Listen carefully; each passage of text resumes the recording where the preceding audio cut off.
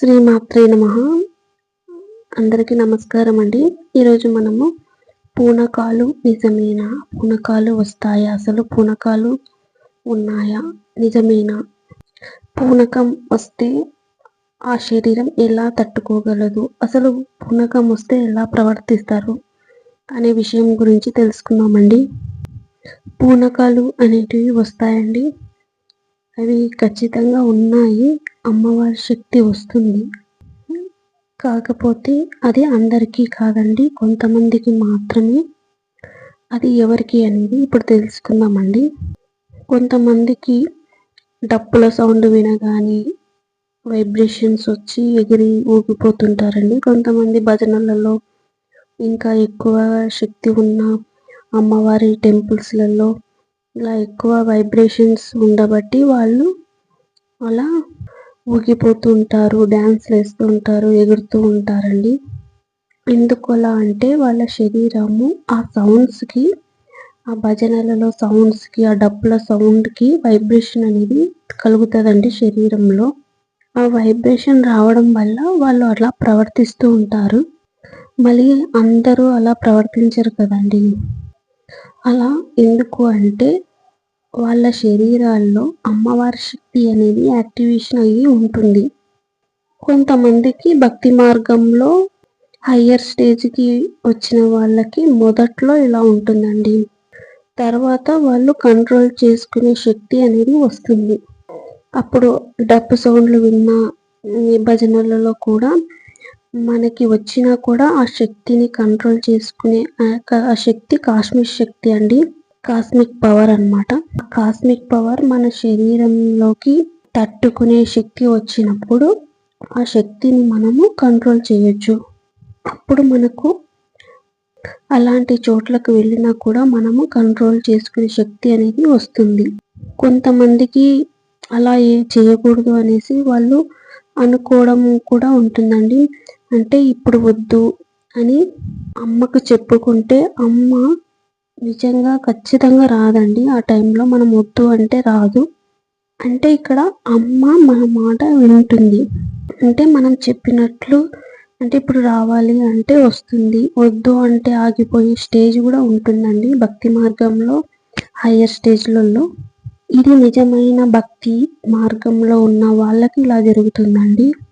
నిజంగా భక్తి మార్గంలో వాళ్ళు ఉంటే అమ్మకి మనము అవమానపరచడం అనేది, అంటే మనం అవమానపరుస్తూ ఉంటాం కదండి, అలా రావడం వల్ల అలా హేళనకి గురి కావాల్సిన అవసరం లేదు. ఎందుకు అంటే అమ్మకి మనం బాధపడితే ఇష్టం ఉండదు. అలా వచ్చిన నమ్మని చోటు అనేది ఉంటారు కదండి, వచ్చిన నమ్మని వాళ్ళ మధ్యలో ఉన్నప్పుడు అమ్మ కూడా రాదు. ఎందుకు అంటే అమ్మకు తెలుసు ఎవరు నమ్ముతారు, ఎవరు నమ్మరు అని. అలా మనల్ని హేళన చేసిన వాళ్ళని అమ్మ కూడా ఊరుకోదు. అంటే మనల్ని బాధ పెట్టిన వాళ్ళని కూడా అమ్మ తగిన శాస్త్రం చెప్తుంది, అంటే వాళ్ళకి తగినట్లు అమ్మ చేస్తుంది. ఎందుకు అంటే మనం అమ్మ బిడ్డలం కదా. ఇది నిజమైన భక్తి మార్గంలో ఉన్న వాళ్ళకి మాత్రమే ఇవన్నీ జరుగుతాయండి. ఇంకొకటి, అమ్మ ఇప్పుడు అమ్మవారు శరీరంలోకి వస్తుంది అని అంటారు కదా. శరీరంలోకి అంటే మొత్తం శరీరంలోకి రాదండి. మనము ఆజ్ఞాచక్రంలో అమ్మవారు కనిపిస్తుంది. ఆజ్ఞాచక్రం యాక్టివేషన్ అయిన వాళ్ళకి ఆజ్ఞాచక్రంలో వస్తుంది, అంటే ఒళ్ళంతా ఏమి రాదు. ఆజ్ఞాచక్రంలో మనకి అమ్మ కనిపిస్తుంది. అక్కడి నుంచే మనకి ఏమైనా చెప్పడము, వాళ్ళు అడిగిన క్వశ్చన్లకి ఆన్సర్ చేయడము అనేది ఒక వెలుగు, ఆగ్నేయచక్రంలో ఒక వెలుగు కనిపిస్తుంది. ఆ వెలుగు ద్వారా మనం అడిగిన క్వశ్చన్స్లకి ఆన్సర్ వస్తుందండి. అలా జరుగుతుంది. అమ్మవారు పూనకము అంటే ఇలా కూడా జరుగుతుంది. ఇదే జరగడం అన్నమాట, ఒళ్ళంతా ఏం రాదు. ఇంకా ధ్యానం చేసేటప్పుడు కూడా మనకి శరీరంలో వైబ్రేషన్స్ వస్తాయి. కుండలిని శక్తి యాక్టివేషన్ అయి ఉంటుంది కనుక వాళ్ళకి శరీరంలో ఆ సౌండ్స్కి, ఆ భజనలకి ఆ శరీరంలో వైబ్రేషన్స్ అనేవి వస్తాయి. అందుకు వాళ్ళు ముందుకు వెనుకకు ఊగడం, రౌండ్గా తిరగడం ఇలా జరుగుతుందండి. ధ్యానంలో కూడా జరుగుతుంది.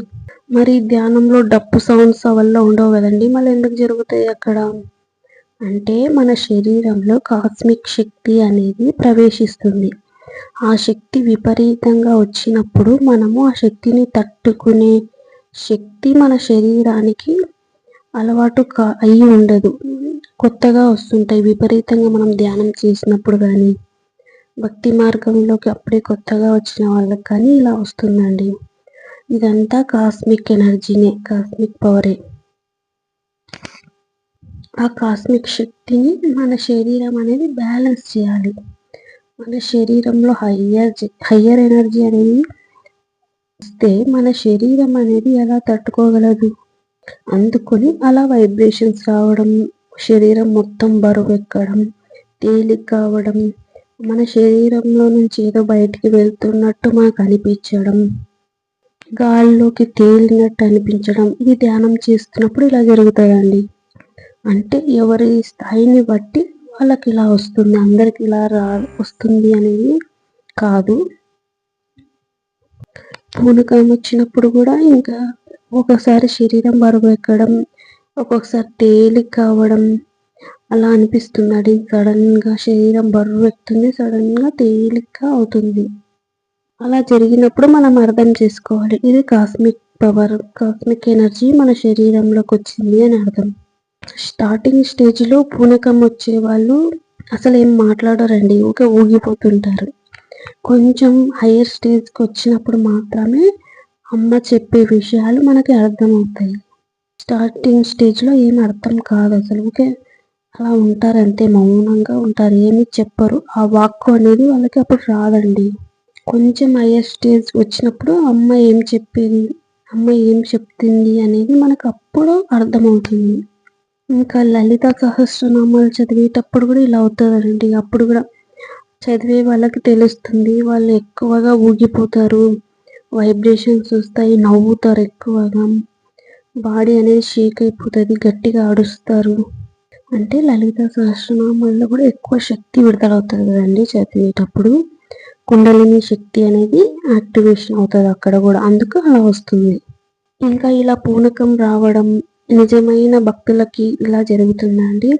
ఇలా జరగడం పూనకం వచ్చినప్పుడే కాకుండా మిగతా టైంలో కూడా మనం ఇప్పుడు ఎవరైనా మనం చూస్తే వాళ్ళని మనం గుర్తుపట్టగలం. అంటే వీళ్ళ ఫేస్ చూసి వాళ్ళు ఎలాంటి వారు, వాళ్ళ హావభావాలు చూసి మనం చెప్పగలం. అంటే వీరు నెగిటివా, పాజిటివ్ ఆలోచనలతో ఉన్నారా, వాళ్ళు ఏమనుకుంటున్నారు మన గురించి అనేది కూడా స్పష్టంగా తెలిసిపోతుందండి. ఇది ఎలా అంటే నిజమైన భక్తులకి, అమ్మవారి శక్తి ఉన్న వాళ్ళకి మాత్రమే ఇలా తెలుస్తుంది. పాజిటివ్ శక్తి, నెగిటివ్ శక్తి అనేది గుర్తుపట్టేస్తాము. ఒకరి ఇంటికి పోయినప్పుడు కూడా మనము అర్థమవుతుందండి, ఇది పాజిటివ్ శక్తి, నెగిటివ్ ఎనర్జీ ఉందా ఇక్కడ అనేది కూడా మనకి తెలిసిపోతుంది. ఇంకా జరగబోయేది కూడా చెప్తారండి.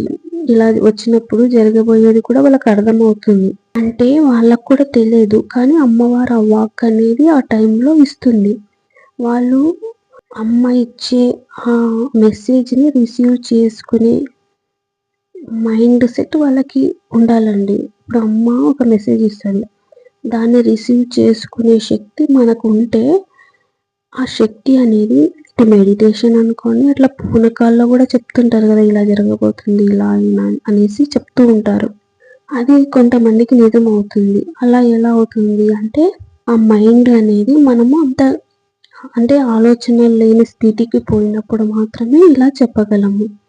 అమ్మ ఇచ్చే మెసేజ్ని మనం రిసీవ్ చేసుకొని వాళ్ళకి చెప్తూ ఉంటామండి.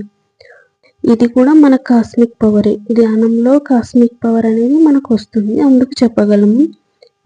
నిత్య పూజలో కూడా ఈ కాస్మిక్ పవర్ అనేది మనకి విడుదలవుతుంది కాబట్టి మనం ఇలాంటివి చెప్పగలుగుతున్నాం, అక్కడ నిజం కూడా అవుతాయి. కానీ ఇదంతా చెప్పాలి అంటే ఇది కూడా పూర్వజన్మ సుకృతమేనండి.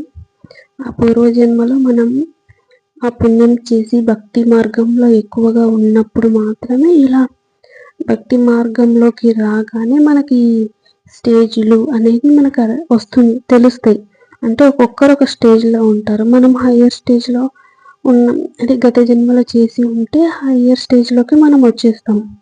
అంటే ఎక్కువ టైం పట్టదనమాట, ఫాస్ట్గా వచ్చేస్తుంటాం. ఎందుకు అంటే పూర్వజన్మలో ఉంటుంది కదా పుణ్యము, దానివల్ల అన్నమాట.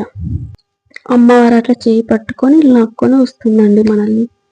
మనం ఎక్కడ ఉన్నా, ఏ స్థితిలో ఉన్నా, ఎన్ని కర్మబంధాల్లో ఉన్నా అమ్మ కర్మ ధ్వంసం చేసి మనల్ని చేయి పట్టుకొని నడిపిస్తుంది. కష్టాలు కూడా ఉంటాయి, ఫస్ట్ కష్టాలు కూడా ఉంటాయండి.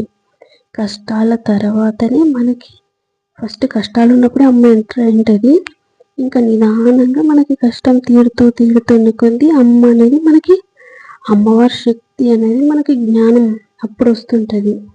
అంటే అమ్మ వారి శక్తి మనల్ని నడిపిస్తుంది అన్న ఆలోచన మనకి మెదడులోకి వస్తుంది, అప్పుడు వస్తుందండి.